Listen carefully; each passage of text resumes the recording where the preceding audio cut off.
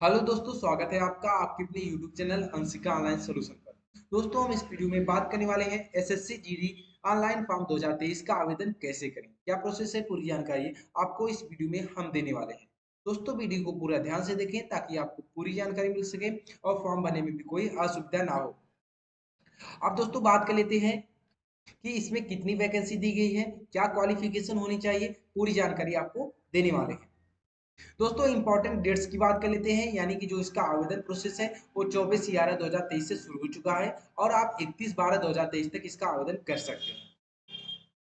यहाँ पे दोस्तों पेमेंट की डेट भी दी गई है, यानी कि आप 1/1/2024 तक पेमेंट कर सकते हैं। और दोस्तों इसमें करेक्शन का भी डेट दिया गया है, यानी कि करेक्शन आप 4/1/2024 से 6/1/2024 तक कर सकते हैं। अगर आपके फॉर्म में कोई भी गलती हो जाती है तो दोस्तों आप करेक्शन कर सकते हैं। और दोस्तों यहाँ पे सीबीटी की भी डेट दी गई है, यानी कि जो कंप्यूटर बेस्ड एग्जाम होगा उसकी भी दोस्तों शेड्यूल दे दिया गया है। फरवरी मार्च 2024 में इसका एग्जाम हो सकता है। अब दोस्तों बात कर लेते हैं कि इसमें कितनी वैकेंसी दी गई है। इसमें दोस्तों 26,146 वैकेंसी दी गई है। यहाँ पे दोस्तों फोर्स वाइज जो वैकेंसी है वो डिवाइड किया गया है। यहाँ पे देख सकते हैं दोस्तों, बीएसएफ पे 6,147 पोस्ट दी गई है।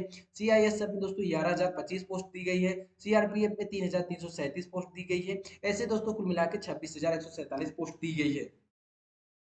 अब दोस्तों बात कर लेते हैं कि एजुकेशन क्वालिफिकेशन आपकी क्या होनी चाहिए। तो दोस्तों यहाँ पे आपकी जो एजुकेशन होनी चाहिए वो मैट्रिक होनी चाहिए, यानी कि आपके पास हाई स्कूल का सर्टिफिकेट होना अनिवार्य है। अगर आप हाई स्कूल पास हैं तो आप आसानी से इसका फॉर्म भर सकते हैं।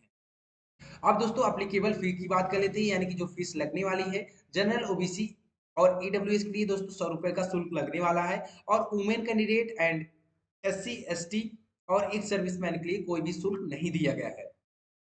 अब दो अब दोस्तों बात कर लेते हैं कि आप इसका आवेदन कहाँ से कर सकते हैं। आप दोस्तों इसका आवेदन एसएससी की आपसी वेबसाइट से कर सकते हैं। इसका डायरेक्ट लिंक हम अपने वीडियो के नीचे प्रोवाइड कर देंगे, आप उस पर भी क्लिक करके अपना फॉर्म डायरेक्ट भर सकते हैं। दोस्तों फॉर्म भरने के लिए आप गूगल पे सर्च कर सकते हैं ssc.nic.in। दोस्तों आप इसको गूगल पे सर्च कर लें। इसके बाद दोस्तों आपको यहाँ पे एसएससी यानी कि स्टाफ सिलेक्शन कमीशन की आपसे वेबसाइट मिल जाती है। आप दोस्तों इस पे क्लिक करके इसको ओपन कर लें। उसके बाद दोस्तों ये ऑप्शन वेबसाइट खुल जाती है। आपको दोस्तों यहाँ पे लॉगिन का ऑप्शन मिल जाता है और यहाँ पे न्यू यूजर है, तो अगर आप नए कैंडिडेट है तो यहाँ पे रजिस्टर नाउ का ऑप्शन मिल जाता है। दोस्तों हमने रजिस्टर करने का पूरा प्रोसेस अपने लास्ट वीडियो में बताया हुआ है। आप दोस्तों उसको देखकर आराम आसानी से अपना पूरा रजिस्ट्रेशन का प्रोसेस, यानी कि वन टाइम रजिस्ट्रेशन का प्रोसेस पूरा कंप्लीट कर सकते हैं। दोस्तों उसका लिंक हमने अपने वीडियो के नीचे प्रोवाइड कर दिया है, आप उसको देख करके आसानी से अपना रजिस्ट्रेशन प्रोसेस कंप्लीट कर सकते हैं बिना कोई प्रॉब्लम के। अब दोस्तों आप अगर रजिस्टर्ड हो चुके हैं तो यहाँ पे आपको फॉर्म भरने के लिए लॉगिन पे क्लिक करना होता है, यानी कि लॉगिन में अपना यूजर नेम और पासवर्ड डालना होता है। उसके बाद दोस्तों यहाँ पे कैप्चा कोड भर के आपको लॉगिन करना होता है। तो दोस्तों यहाँ पे हम अपना रजिस्ट्रेशन नंबर, पासवर्ड और दोस्तों यहाँ पे कैप्चा कोड भर के लॉगिन करते हैं। दोस्तों अगर आप अपना पासवर्ड भूल चुके हैं तो यहाँ पे फॉरगेट पासवर्ड का भी ऑप्शन आता है, यहाँ पे क्लिक कर लें दोस्तों। इसके बाद आपको यहाँ पे स्टेट सेलेक्ट करना होता है, जो भी आपका स्टेट है।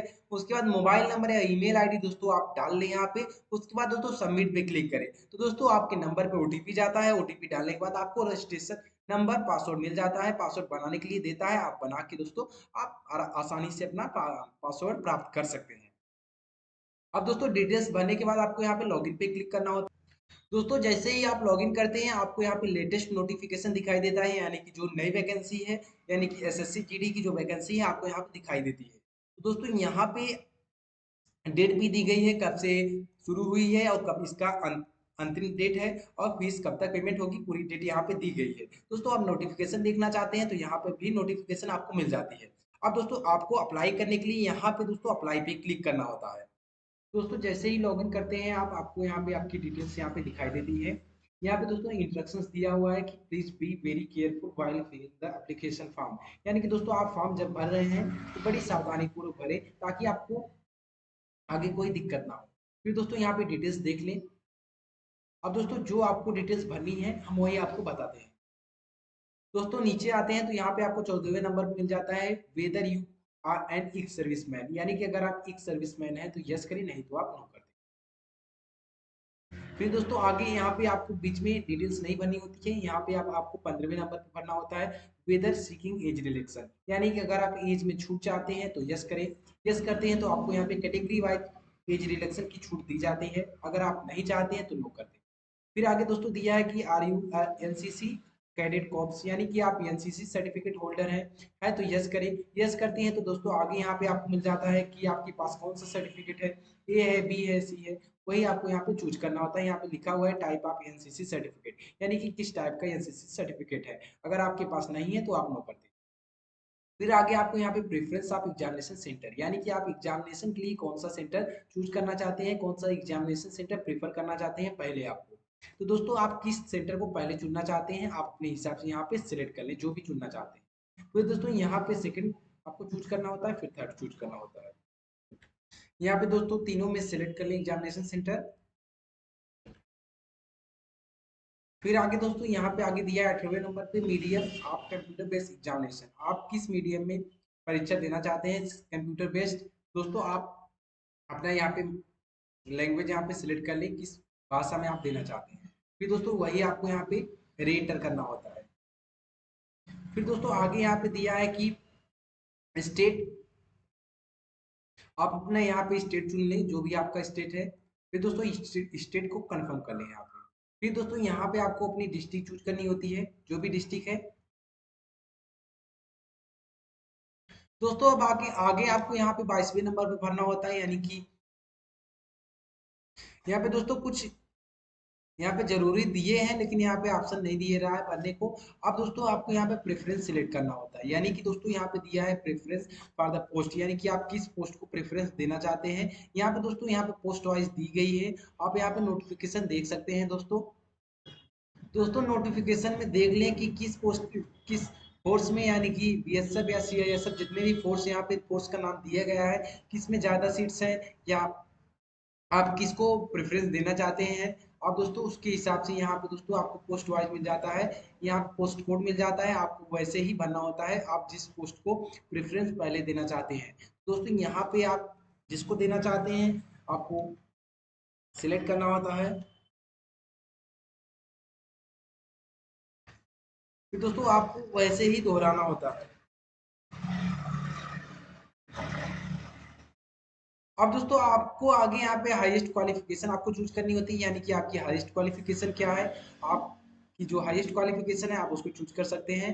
फिर दोस्तों यहाँ पे आपको डिटेल्स उसकी देनी होती है हाई स्कूल की, यानी कि जो फॉर्म है वो हाई स्कूल के लेवल का है, इसलिए यहाँ पे आपको 10th स्टैंडर्ड या इक्विवेलेंट सिलेक्ट करना होता है। अब दोस्तों आपको रजिस्ट्रेशन में जो आपने डिटेल्स भरी होंगी, यानी कि अपना रोल नंबर, पासिंग ईयर तो आ जाता है। अब दोस्तों यहाँ पे आपको पास्ट या अपीयरिंग सिलेक्ट करना होता है, आप पास हो चुके हैं तो दोस्तों पास्ट पे सिलेक्ट कर लें। अब दोस्तों आपको यहाँ पे परसेंटेज भरना होता है, आपका जितना भी परसेंट होगा आप उसको यहाँ पे भर सकते हैं। फिर दोस्तों आगे आपको दोस्तों आप 27वें नंबर पे आप इसको यस कर सकते हैं, आप इसको अपने हिसाब से पढ़ लें, और यहाँ पे दोस्तों पैरा दिया है आप इसको पढ़ लें, फिर इसको अपने हिसाब से यस या नो कर सकते हैं। फिर दोस्तों अब आपको आगे फोटो और सिग्नेचर अपलोड करना होता है। यहाँ पे दोस्तों फोटो की साइज दी गई है 20 से 50 केबी के बीच में फोटो आपका होना चाहिए। और दोस्तों यहाँ पे जो डायमेंशन दिया गया है 3.5 सेंटीमीटर इंटू 4.5 सेंटीमीटर के डायमेंशन में आपकी फोटो होनी चाहिए। और दोस्तों यहाँ पे दिया हुआ है कि जो फोटो होनी चाहिए वो 24 अगस्त 2023 के बाद की फोटो होनी चाहिए। और दोस्तों यहाँ पे एक बात और लिखी हुई है कि अपलोड अ फोटोग्राफ विदाउट, यानी कि दोस्तों बिना चश्मे और आपकी कैप की फोटो होनी चाहिए, यानी कि सिंपल फोटो आपकी होनी चाहिए, वो भी 24 अगस्त 2023 के बाद की फोटो होनी चाहिए।